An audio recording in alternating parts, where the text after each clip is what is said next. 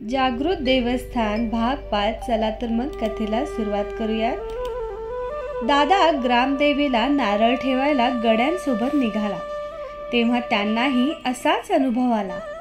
रस्त्यात भेटणारा माणूस त्याच्या पृच्छेला उत्तर न देताच तोंड फिरवून जाईल। सोबतच्या गड्यांपैकी एक जण माहितगार असल्यामुळे त्यांना देवळात जाता आले। गाभाऱ्यासमोर नारळ ठेवून दादा अपेक्षेने वाट पाहत राहिला, पण समोरच्या माणसाचा नारळ मानवून देवीला गाऱ्हाणे घातल्यावर दादाकडे नजरही न वळवता गुरव बाहेर जाऊन बळानीवर बसला। मग दादाने बाहेर जाऊन त्याला आपला नारळ मानवून गाऱ्हाणे घाल म्हणून सांगितल्यावर गुरव त्याच्या नजरेला नजर भिडवीत म्हणाला, मी तुमचा गाऱ्हाणा घालूक शकत नाही, गावाचं तसं हुकूम नाही, ह्याच्या पलीकडे माका काय विचारू नको नी मी बोलणार पण नाही। दादा महाजन या गोष्टीचा जाब विचारायला तणतणत पोलीस पाटलांकडे गेला। त्याला येताना बघितल्यावर पोलीस पाटील रत्नू एरम बाहेर येऊन अंगणाच्या पेळेवर थांबला। रागाने थरथरत दादा चढ्या आवाजात म्हणाला, काय रे रत्न्या, तुम्ही गाववाले माका ह्या दादा महाजन सावकाराक जेटापोटावर मारूक लागलास, याचा अर्थ काय? त्याच्या नजरेला नजर भिडवीत रत्नूही जरबेच्या आवाजात बोला, ह्या बघा सावकारानो, तुम्ही पैसेवाले असलास तर आपल्या घरचे, मी पोलीस पाटील असे, गाव मका रत्नुदा म्हणता, तुम्ही माझ्याशी सोयीन बात करा, आधी आवाज खाली करा आणि काय तुमची तक्रार हा ती सांगा, मग मी कायदेशीर काय तर उत्तर द्यान। रत्नूचं हे उत्तर ऐकल्यावर दादाची गुरमी उतरली। तो सौम्य आवाजात म्हणाला, ह्या बघा पोलीस पाटलानो, मी सरकारी लिलावात दांडेकरांचो वाडोनी मिळकत घेतली, आता पुढच्या येवस्तूसाठी आज 4 माणसांनी गडी घेऊन मी आज तुमच्या गावा केले। गावातलो एक माणूस आमच्याशी एका शब्दान पण भाषण करीत नाही, तुमचं दुकानदार जिन्नस देऊक तयार नाही, गाव देवीच्या देवळात नारळ माळवूक गेलाय तर गुरव माझं गाऱ्हाणं घालूक तयार नाही, याचा अर्थ काय?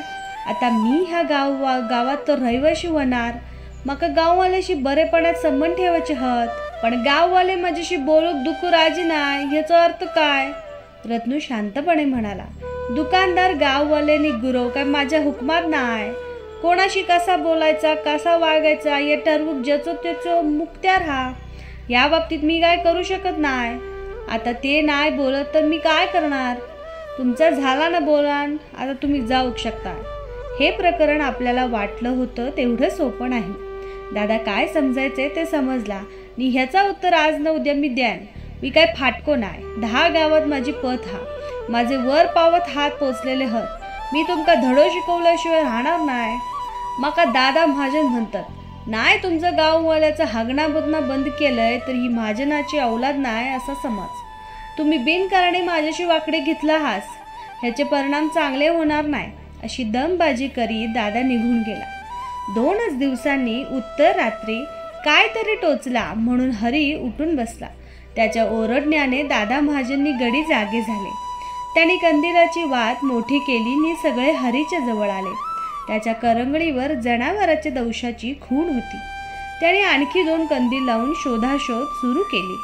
कोपऱ्यात भाताच्या मुड्याखाली 1.5 हात लांब जनावर मिळाले। ते मारून नीट पारख केली। तो विषारी कांडर होता। त्याचा दंश असेल तर माणूस शिकस्त सूर्योदयापर्यंत जगतो हे माहिती असल्यामुळे मंडळी धास्तावली। हरी तर छाती पेटीत आळपायला लागला, आता मी काय जगत नाही, काडराच्या विषावर काय उतारो नसता हा काय माहीत नाही, त्यात करून ह्या गावात कोण वैद्य हा की नाही ह्या पण माहीत नाही, आणि लोक आमच्याशी बोलाक राजी नाही, कोण काय मदत करणार नाही। त्याला गप्प करीत दादा महाजन 2 गडी घेऊन टाकोटाक पोलीस पाटलांकडे गेले। त्यांचे बोलणे ऐकल्यावर पोलीस पाटील त्यांना घेऊन वैद्यगिरी करणाऱ्या इंजा धनगराकडे गेला। धनगरांचे मांगर गावाबाहेर सड्या माळावर, तिथे जाऊन इंजाला सोबत घेऊन दांडेकरांच्या वाड्यावर येई तो चांगलं फटफटलेलं होतं। हरीच्या तोंडातून फेस येत होता आणि त्याला अखेरची घरघर लागलेली होती। इंजाने पाळमुळं उगाळून तो थलक हरीला चाटवला। कसलासा पाला पाट्यावर त्याचा रस हरीच्या डोक्यावर थापला, पण हरीला उतार पडला नाही। सूर्योदय होण्याआधीच त्याने डोळे मिटले। त्याला मेण्यात घालून माणसं मूळ घरी रवाना झाली। त्यानंतर तालुक्याचे पोलीस ठाणेदार दादा महाजनच्या वतीने रदबदली करण्यासाठी धावडशीत खेप करून गेला. त्याच्या तोंडावर लोक होय होय म्हणाले, पण लोकांचा बहिष्कार सुरूच राहिला. त्यानंतर महाजनाने आजूबाजूच्या गावचे मातब्बर असामी मध्यस्थ म्हणून पाचारून गावदेवीच्या देवळात 12-5 मेळ भरवला. दादा महाजनने दाती तृण धरून माफी मागितली, पण गाव बदला नाही. अगदी शेवटचा उपाय म्हणून त्याने वाडानी मिळकत विक्री करायची बोलवा फोडली, पण कोणीही खरेदीदार भेटेना. हरिकांडर चावून गेल्यावर मात्र दादा पुनश्च वाड्यावर राहायला आला नाही. 8-10 वर्ष मागे पडली.